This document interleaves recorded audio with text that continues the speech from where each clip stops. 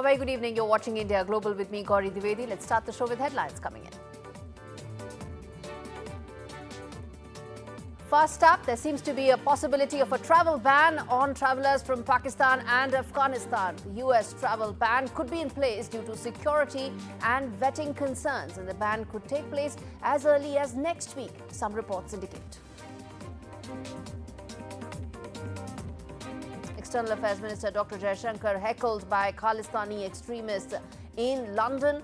External Affairs Ministry has condemned this massive security breach during his visit, even as the UK Foreign Office has also come out with a strong condemnation. India and Bangladesh gear up for a high-stakes meeting in Kolkata to discuss the renewal of the Ganga Water Treaty. Remember, a high-powered delegation from Bangladesh is in place to sort out water distribution between the two neighbours.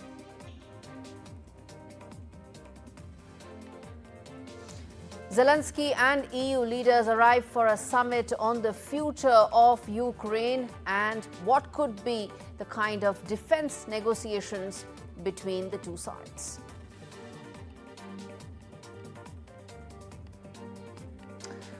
Top Trump allies hold secret talks with opposition leaders in the Ukraine. Is this a precursor to a possible leadership change in Ukraine?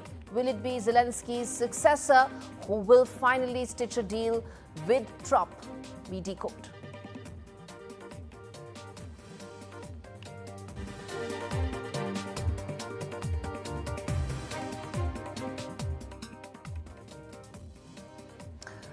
All right, condemnation has come in place from the UK Foreign Office as well. This is in regard to the security breach that took place in London, where External Affairs Minister Dr. Jaishankar was heckled by Khalistani extremists. He was leaving the Chatham House after an important discussion. Remember, it's a key think tank in London where Dr. Jaishankar was speaking, and the video circulating on social media that you can see on your screens as well, viewers, shows a man holding the Indian tricolour rushing towards Dr. Jaishankar's car as a group of protesters waved pro-Khalistani flags as well as slogans. Security personnel did intervene, blocked the man, removed him from the scene, but could it have been done earlier? That's the question.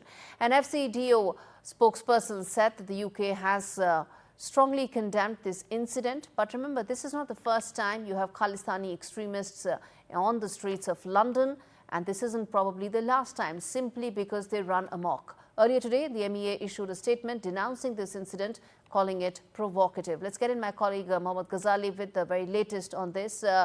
Ghazali, it was shocking what happened to Dr. Jaishankar. The External Affairs Ministry's statement really puts out India's anguish and protest in no uncertain terms. Yeah, certainly, as you rightly pointed out, not the first time, but this time it is far more serious because it was the External Affairs Minister who was there in UK, and just day before yesterday he had met UK Prime Minister, he had met UK's Foreign Minister David Lammy, and FTA talks are going on, bilateral talks are going on, and Amit on UK's court.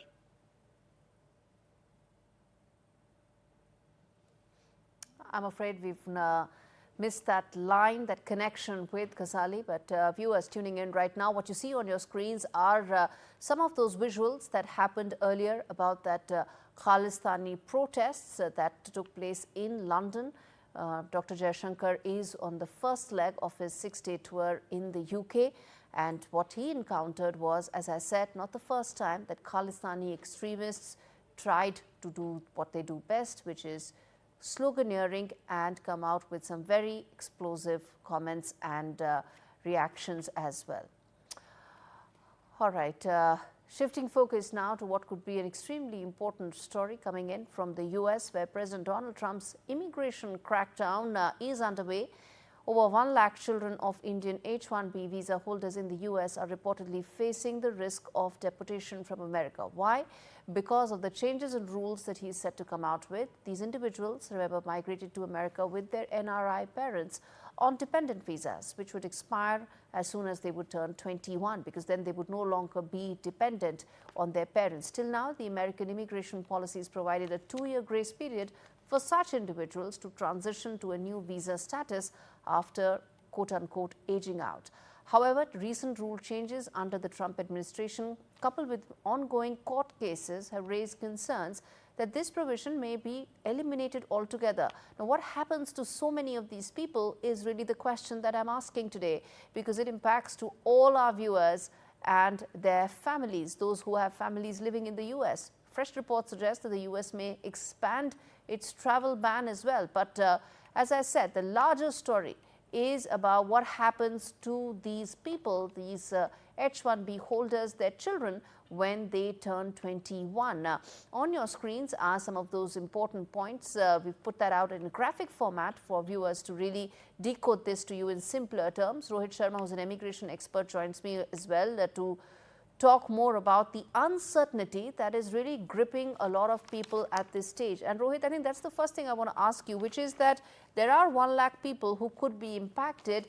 But have you been speaking to several of them, their families, and what's the sense that you get in terms of the uncertainty and lack of clarity that they're all facing? Yeah, at this moment of time, they are obviously very anxious. Announcements are being made, yet to be implemented. But if actually it comes true, then it becomes almost impossible for families to be in US, because key reason of migrating to for any parents or any family is children. So if this grace period is also not going to be given to them, then it is as good as goodbye US, and they have to come back.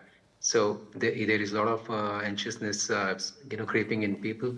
They are already beginning to look around options beyond US. That could be Canada, that could be other part of Europe. The situation obviously is pretty tense right now. One thing I want to ask you is that it is period of uncertainty. There is a lot of anxiety in these families. But what's the situation that has changed for them? Because some of this is the policy framework in which they existed. But under the Trump administration, how has that increased? How has that heightened fears of their deportation? Yeah, under this new regime of Donald Trump, President Donald Trump, obviously with these regulations where he actually is moving towards an immigration crackdown across US, the problem is that people, the deserving clients as well, the deserving migrants as well, are beginning to lose their status quo in US because of these policies. So that is what has completely changed. That people are beginning to lose the kind of a confidence that if they are in US, that it is going to be a lifetime solution for them now, that they can be in US for the rest of their life. So when one lands in a country, and when the government keeps on coming up with such regulations and all, it not only just bring that kind of scare to the people on whom the laws are going to be implemented, but also on so other migrants who are in US or different visa status, that tomorrow even their residency status even could be under bit of a hammer, or could be a bit of a lens. So all this is therefore impacting them. They're losing confidence in US, in plain and simple words, because nobody wants to migrate to any country with an uncertainty of a future which is not lasting at least for a lifetime, as simple as that. So that is under danger right now. So people are beginning to look at options, trying to understand more ways how they can be in US through different categories, or they can start looking at alternates. So one is that they could transition to another visa status. What would that be, and how the process there is, if you could simplify that for our viewers? See, again, very difficult, to start with for them to transit to a different visa status. But there are programs available in US where parents can still look at investment routes to US, where they can, apply through investment programs like EB-5. Though Mr. Trump has already announced that in near future they're going to even scrap that program, but right now it is up and active. Then people can also look at through other credentials depending upon their skill set in US. So they can look at options like EB-1, EB-2, and EB-5. So multiple immigration programs are available. So if not there, then how they can move to that. Otherwise, it's easy said than done, to be honest. Transiting from one status to another, it will require a lot of credential requirements to be met in the first place. And with the kind of intent the US government is showing, I don't think it is going to be an easy task, but still, people can go through investment routes and secure themselves and secure their children and secure their future. No, investment routes now require $5 million, that gold card that you mentioned. So it's an expensive proposition. Not everybody can take it. The other question I wanted to ask you, Rohit, is because, this is essentially meant to simplify things and provide some sort of a clarity to all those who are left pretty much in the lurch. The question is, if let's say they are sent back after attaining the age of 21, can they go back to the US after a certain time period under certain separate conditions? What could that be? If you could highlight. It is not that, if 21 is not the age, where they should be so much worried about being sent back.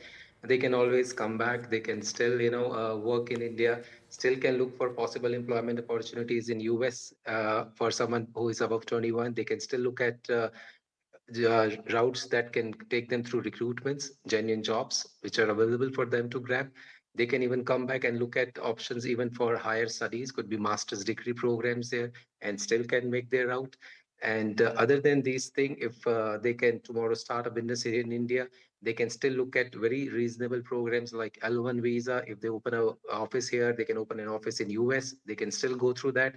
And even on this gold card that you mentioned, it is still to be implemented. The EB5 $500,000 investment is still up and running. People can still apply and still get through. All right. So it's not that all pertains here. Let's leave it there, Rohit. Thanks much for breaking that down for our viewers. And on that note, I'm going to slip into a very short break. Come back with India, Bangladesh and their high-stakes meeting over Ganga Water Treaty. Stay with us.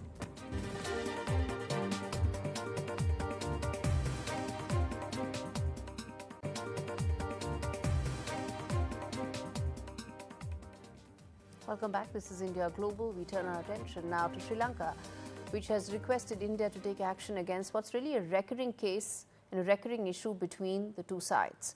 That is the issue of fishermen illegally entering what they say illegally entering Sri Lankan waters. The appeal comes from Minister of Transport, Highways, Ports and Civil Aviation, Bimal Ratha Nayaka, who stressed that curbing illegal fishing would be deeply appreciated by communities in northern Sri Lanka, where fishing is a vital livelihood. Again, this is Sri Lanka's version of what is a very regular, normal issue that continues between India and Sri Lanka. The statement by the Sri Lankan minister comes ahead of Prime Minister Modi's expected visit to Sri Lanka next month. Meanwhile, opposition leader MP Mano Ganesan has called on the Sri Lankan government to formally raise the issue during talks with the Indian leader. The Sri Lanka Navy reports that over 550 Indian fishermen were arrested for poaching in 2024 alone, with more than 130 detained so far this year. Again, at the cost of repeating, this is the Sri Lankan version of it. There are a lot of issues when it comes to delineation of territory on the water bodies, which is why this confusion happens. Probably what is needed is greater clarity between the two sides about addressing an issue which impacts poor fishermen and their communities day in and day out on both sides of the border. All right, turning our attention now to Bangladesh, where India and Bangladesh are gearing up for a high-stakes meeting in Kolkata to discuss the renewal of the Ganga Water Treaty, which is set to expire in 2026, with worsening water shortages affecting agriculture and livelihoods in Bangladesh's southwestern districts. Dhaka is pushing for a greater share of the dry season water flow. The talks come amidst strained bilateral ties following the ouster of Prime Minister Sheikh Hasina last year. Tensions have also been fueled by unresolved issues, including the long-standing Teesta water sharing dispute. The meeting follows a joint survey that took place by officials and experts from both sides, who recently conducted an on-site assessment of water flow at the Farakka barrage in Bengal. For more, let's of course get in Saurabh Gupta live from Kolkata to give us a sense of the importance of this meeting and also bring us up to speed, Saurabh, with what all that has happened so far. Well, the team from Bangladesh has visited Farakka barrage, where, of course, they've done an on-site inspection, which is necessary for them also to be engaging in negotiations and discussions. Now, one of the things that stood out as far as the Ganga Water Treaty is concerned, that it was signed in 1996 for a period of 30 years. It's due for renewal in 2026. It was signed by the then Prime Ministers H.D. Devegowda and Prime Minister Sheikh Hasina of Bangladesh. It, of course, demarcates how much water which country gets, and the basic, sort of breakup of the water sharing agreement as per the current Ganga Water Treaty is that, the Farakka barrage, which, of course, channels water into the Hooghly River system, which is critical for the navigability of the Kolkata port. As per this treaty, the treaty gives 35,000 cusecs to Bangladesh if the flow is between 70,000 to 75,000 cusecs. The treaty allows India to take up to 40,000 cusecs if the flow is above 75,000 cusecs. And the treaty says if the flow falls below 70,000 cusecs, then the water is to be shared equally. Now, obviously, like you mentioned, Bangladesh wants a more share of water, but West Bengal Chief Minister Mamata Banerjee has already expressed her dissatisfaction with the Ganga Water Treaty, saying that, the Kolkata port is suffering. Also saying that, Bengal largely hasn't been included in the discussions, she said earlier when she wrote to the Prime Minister, though we are given to understand that officials from Bengal have also been part of the meetings that have been held. But eventually this will be signed between the two countries. But West Bengal remains an important sort of player in all of this, given the fact that the fate of the Teesta Water Treaty, that's also not been materialized. So obviously the Ganga Water Treaty is going to be an extremely, extremely important episode in the current, atmosphere of ties between India and Bangladesh. And if it can be renegotiated and re-signed, it will really be a fillip to what is being seen as a bad period in India-Bangladesh ties. But this is also a very emotive issue, Saurabh, isn't it? Because when you talk about water sharing agreement, you're talking about livelihoods, you're talking about communities on both sides being impacted and hardened positions. Because I was speaking to several people and they said that negotiations at a time like this also has far-reaching political implications given what's happening in Bangladesh. Absolutely, and that's the most important factor, because the negotiations are taking place in the backdrop of strained ties between India and Bangladesh over what's been going on in the country over the last few months. And therefore, this is an extremely, extremely crucial time. India, on its part, of course, is very clear that it wants to extend all possible cooperation, but also it has to look at domestic needs and domestic, sort of demands, because remember, the Farakka barrage, whatever water it channels into the Hooghly River system, feeds the entire South Bengal all the way up to Kolkata port and to some extent even the Haldia port. So it's an extremely, extremely emotive issue in West Bengal, and therefore, this is going to be, a sort of negotiation that's going to take a lot of sort of work in terms of arriving at any conclusive agreement when the treaty comes up for renewal in 2026. As always, thanks much, Saurabh, for joining us on the broadcast. Let's shift focus now to Pakistan, where an explosion has rocked a market in Pakistan's Balochistan region, and it has had, it has left at least 5 people dead so far and several others injured. As per the latest reports coming in, the blast was caused by an IED, an improvised explosive device which is attached to a motorbike parked in the Narbazar area of Kuzdar. The explosion occurred near a college, damaging several vehicles, while one of the injured remains in critical condition. Balochistan Chief Minister Mir Sarfaraz Bukti has strongly condemned the attack and has directed authorities to ensure the best possible medical care for the injured. He's also vowed to eliminate terrorism in all forms, asserting that those responsible will be brought to justice and that hostile elements will not succeed in their attempts to disrupt peace. In a rare legal victory for Hong Kong's pro-democracy movement, the city's top court ruled in favor of 3 activists who had been jailed for refusing to provide information to authorities. 3 members of the now defunct Hong Kong Alliance had organized annual vigils commemorating the 1989 Tiananmen Square massacre.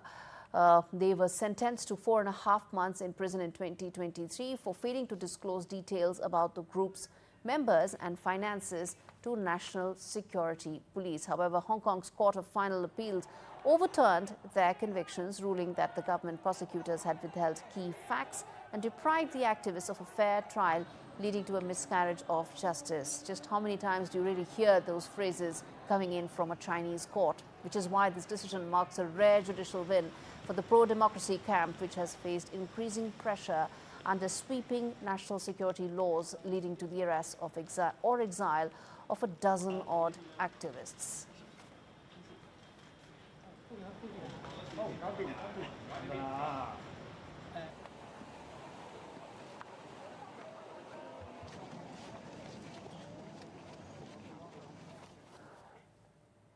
Okay, now let's turn our focus to South Korea, where a very bizarre incident happened.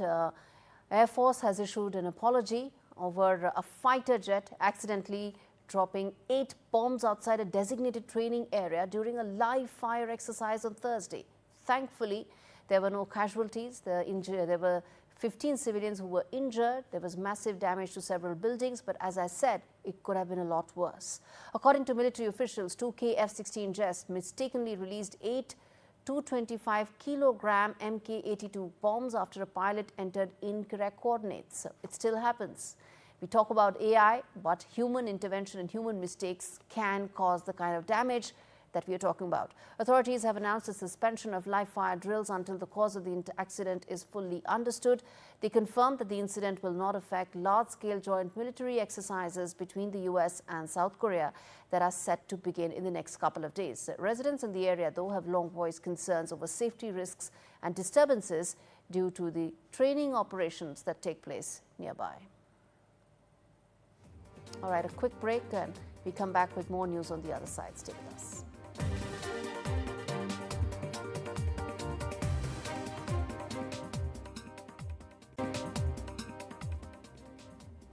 This is India Global. I'm Gauri Divedi. We turn our attention to what is probably one of the biggest stories breaking today, which is the External Affairs Ministry's strong, sharp condemnation to a security breach that took place in London, where External Affairs Minister Dr. Jaishankar was heckled by Khalistani extremists while leaving Chatham House. A video on your screens right now, viewers, has been circulating on social media showing a man holding the Indian tricolour. He rushed towards Dr. Jaishankar's car as a group of protesters waved pro-Khalistani flags, shouted slogans. Security personnel did intervene, blocked the man, removed him from the scene. But could it have been done earlier? Could it have been done swifter? In response, a statement by the MEA has come in denouncing the incident, calling it provocative by a small group of separatists and extremists, further adding that it deplored the misuse of democratic freedoms by such elements. The ministry also urged the UK government to uphold its diplomatic obligations and to prevent such disruptions from taking place. All right, to understand in greater detail why this is important and the fact that what can India do when it comes to the UK with regard to Khalistani separatists. Joining me on the broadcast is Ambassador Yashwardhan Kumar Sinha, who is the former Indian High Commissioner to the UK. Sir, thank you so much for speaking to me on NDTV. Let me start Thank you for having me. Let me start by asking you, sir, this is an incident that has happened in the past. More grave instances have happened in the past. As someone who served there in the UK, tell us, how big is the Khalistani extremist problem in the UK? I think we must see things in perspective. The problem is recurring and it should not be neglected. However, it's a small group of people, a minority of Sikhs and others living there, who create this sort of problem repeatedly. And I must admit, this has happened far too often. And I think the UK government must do something about this so it doesn't recur. However, the larger number, the overwhelming majority of the Indian community, and the Sikhs in particular, are very supportive of better relations between India and the UK. And I remember when I was there, they would support my efforts. We celebrated Guru Gobind Singh Ji's 350th Prakash Parv with great gusto and fervour all over the UK, and I was welcomed into gurdwaras and presented with saropas. It was actually a wonderful experience. However, incidents like these, and I recall when Prime Minister Modi had visited in 2018, a similar incident happened, and this time at Parliament Square. The extremists had brought down the Indian flag and desecrated it. Exactly. And that was not freedom of expression. I argued that. I said this flag was put up by the government of the United Kingdom. It's government property, public property, and surely destruction of public property cannot be considered freedom of expression. And if you recall, they apologized at that point of time. So I think we need certainly to look at this seriously, because this has gone on for far too long. I think and there are numerous incidents. And Ambassador Sinha, you mentioned the other incident, but there's one more. When your successor, I think Ruchi Ghanshyam, was the High Commissioner there, and what really unfolded was shocking when there was these instances of stone pelting and bottles were being thrown at the Indian High Commission, again by Khalistani extremists. So the problem is there. 15th of August 2019, Exactly. if I remember correctly, and the window pane of the High Commission was shattered. So this is, in fact, this was an extremely serious incident because it's the host government's responsibility to provide security, and it's very much there in the Vienna Convention. Both India and the UK are signatories to the Vienna Convention on Diplomatic Relations. So I think it's something that we must look at very seriously, both the governments. We have such good relations at the highest levels and people to people, and I'm sure if the two governments work together, we can try and resolve this problem, because I think for far too long, I think the West, and in particular some of these Five Eye countries, have been talking about freedom of expression, but that should not be licensed to indulge in violence. And that's what's happened in the UK in the past, and this could have been a very ugly incident, and I think the local police intervened and what stopped what could have perhaps been an ugly incident. So I think we really need to look at this, because unfortunately, whether we like it or not, it does impact bilateral relations. There's a groundswell of public opinion which both the governments must be responsive to. So I think we really need to work together to see how we can stamp out such acts of extremism. Absolutely. And the fact is, it does sour relations, even if, as you pointed out, at the highest level, there is complete agreement in terms of the future potential prospect of the bilateral relationship, but it does impact at the ground level. In your assessment, sir, what more can the UK do, and what should be its top 1 or 2 priorities to ensure such stray instances do not happen again? You see, as far as the UK is concerned, and in India too, we allow, of course, we have different yardsticks.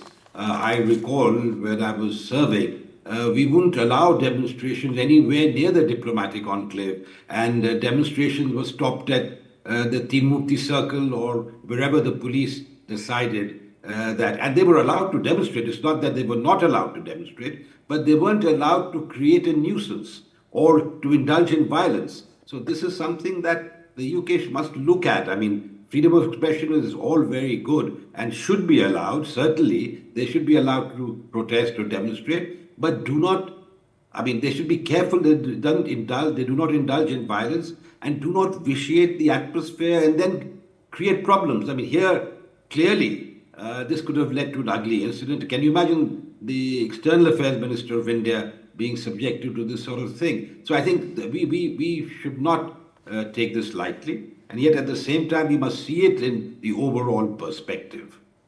All right, Ambassador Sinha, I'll leave it there. Thank you so much for taking out the time and speaking to me on India Global on a story. Thank you for having me. Absolutely. And bottom line, dear viewers, on this issue is, well, freedom of expression does not give anybody the license, authority to indulge in vandalism or violence. For far too long, Khalistani terrorists, Khalistani separatists have been engaging in acts of violence against India, against Indian authorities and Indian ministers on various geographies, whether it's the UK, whether it's Canada, or whether it's even the US. There has to be a clear-cut message that should come out to the Khalistani terrorists that this cannot continue, this has to stop. All right, shifting focus now to the other story that we are tracking. Well, in an hour-long address at Chatham House, Foreign Minister Jaishankar did say that the US administration under President Trump is moving towards multipolarity, which suits India's interests, and the two nations have agreed on the need for a bilateral trade pact. On the specific issue of tariffs, the minister noted that Commerce and Industry Minister Piyush Goyal is currently in Washington to discuss a bilateral trade pact, following discussions between Prime Minister Modi and Donald Trump at the White House last month. India's role in the ongoing Russia-Ukraine conflict, the trajectory of the BRICS grouping of countries, and relations with China were among the key and major foreign policy issues that were touched upon during this conversation. I don't think there's any policy on our part to replace the dollar. As I said, at the end of the day, the dollar as the reserve currency is the source of international economic stability. And right now, what we want in the world is more economic stability, not less. Now, obviously, there are, I would also say, in all honesty, I don't think there's a unified BRICS position on this. I think BRICS members, and now that we have more members, have very diverse positions on this matter. We do believe today that working with the United States and strengthening the international financial system, economic system, is actually what should be the priority. So I think that both a strategic assessment as well as our sense of what is required today by the international economy will really guide our thinking on this matter. On Kashmir, actually we have done, I think, a good job. Removing Article 370 was step number one. Then restoring growth and economic activity and social justice in Kashmir was step number two. Holding elections, which were done with a very high turnout, was step number three. I think the part we are waiting for is the return of the stolen part of Kashmir, which is on the under illegal Pakistani occupation. When that's done, I assure you, Kashmir solved.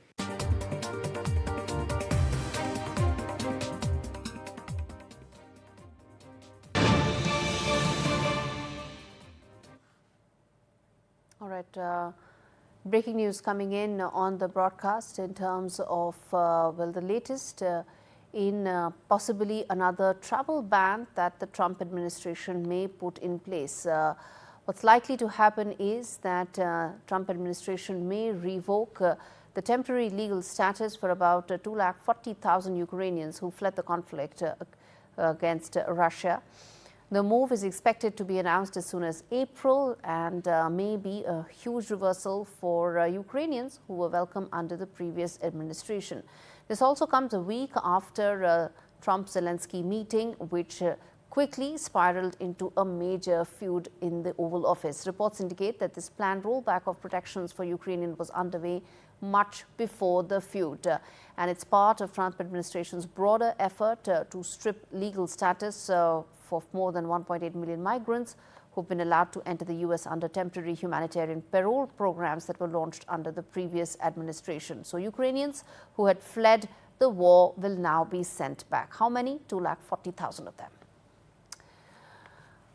All right, staying with Ukraine, reports seem to indicate that 4 senior members of President Trump's team have engaged in discussions with key political opponents of the Ukrainian president, which is Zelensky. Talks were reportedly held with opposition leader and senior figures from former president party. The discussions focused on the possibility of holding early elections in Ukraine, despite the country's constitution delaying them due to martial law that is in place right now. Critics argue that rushing elections under current conditions could create more chaos and possibly benefit Russia, as millions of Ukrainians who are eligible to vote may not be able to do so because either they are displaced or they are on the front lines. Okay, now let's put all of these together. Let's get in Professor Andrew to decode this. Professor Andrew, put both of them together. The fact that several Ukrainians, not several, actually 240,000 of them, may be sent back from the U.S. The fact that the U.S. is also talking to opposition parties in Ukraine to see that there is a certain power transition that takes place. How do you view both of these developments? Well, I think it's part of a sort of comprehensive full court press in terms of trying to get President Zelensky either to change his mind or to get out of the way. Deporting 240,000 Ukrainian asylum seekers, refugees, cutting off, or pausing is the technical term, military aid, suspending intelligence cooperation. Your previous guest had a lot of interesting things and very accurate things to say about the bigger picture. So it's really a maximum pressure campaign. And you layer on top of that the fact that President Trump is willing to go over the head of President Zelensky and talk directly with President Putin, trying to strike some kind of deal. This caused most Europeans to go into vapors and nearly faint collectively. But that's the logic. And if he's willing to go over the head of President Zelensky. He's certainly willing to go behind the back of President Zelensky and try to deal directly with the opposition. Again, with I think the short to medium term objective of really pressuring Zelensky to come to the table on Trump's terms. We've already seen some signs that that's beginning to happen. In the longer term, do you think, yeah, so it's impossible to talk about long term when you are in the middle of a conflict, but in the immediate, do you think if negotiations and conversations with the Ukrainian opposition does move ahead, an election could actually pave the way for some sort of a negotiated settlement to come in place? You know, each situation is different, but I would just say during the American Civil War, both the Confederacy and the Union, and there were 600,000 people killed in that war, managed to hold federal elections despite the fact that they were at war. Now, the problem with Ukraine is that displaced persons, there are millions of Ukrainians who are elsewhere on the planet. There's the Russian occupation of a territory in which there are still Ukrainian civilians who would be eligible to vote, but couldn't vote for practical reasons. So I think the calls for the pressure to have an election is probably misplaced. I don't think it could happen. I don't think President Zelensky has any interest in it. His popularity has dropped from about 90% to something like 45% positive approval ratings. Now, it's pretty good. Most leaders around the world don't enjoy a 45% approval rating, but you can see that's a precipitous drop. There are people who are no longer kind of bedazzled by Zelensky, both within Ukraine and beyond, and I'm not sure that he thinks that he would win an election. And so he's obviously therefore reluctant to suspend martial law or to moderate martial law such that such an election could happen. Very quickly, Professor Andrew, in the immediate, do you think talks between President Trump and Zelensky are unlikely to happen after what transpired at the Oval Office last week? I think, no, I don't think they're impossible. I think that was an unfortunate, it just spiraled out of control. But both sides have an interest in talking to each other, and Zelensky has already kind of made overtures. It partly depends on President Trump, and one never knows with him on a day-to-day basis, but his fundamental interest here is ending this war, disengaging the United States from Europe. It's a European issue, European security, the Europeans should take care of it, so that, as your previous guest pointed out, the U.S. can point to both hemispheric security in the West, but also blunting and balancing China, which President Trump and his team really perceive to be the big security threat right now. But the U.S. can't properly pivot if it's pinned down in Eastern Europe. Let's leave it there, Professor Andrew. Always a pleasure to have you on the broadcast. Shifting focus now to the latest that's come in terms of Gaza reconstruction plan. Hamas has dismissed President Trump's latest warning, and in fact, Donald Trump had warned that Hamas should release all the hostages that it continues to have from 7th of October 2023. Hamas has rejected that, saying that it will only release the remaining Israeli hostages in exchange for a permanent ceasefire in the Gaza Strip. The group has accused Trump and Israeli Prime Minister of attempting to walk back a ceasefire agreement that was reached in January. That agreement outlined negotiations for a second phase in which hostages would be freed in exchange for Palestinian prisoners, a lasting ceasefire, and an Israeli withdrawal from Gaza. It's a three-stage ceasefire negotiated settlement that was agreed upon. Only phase one is underway. Donald Trump has issued what he called a last warning to Hamas, stating that he's providing Israel with everything it needs to finish the job. He warned that not a single Hamas member will be safe if the hostages are not released. In a social media post, he also cautioned the people of Gaza, saying a beautiful future was possible, but not if hostages remained in captivity, adding that if you do, you are dead. Trump's remarks came just hours after the White House confirmed it was engaged in direct talks with Hamas over remaining hostages. With that, it's a wrap. Thanks so much for watching.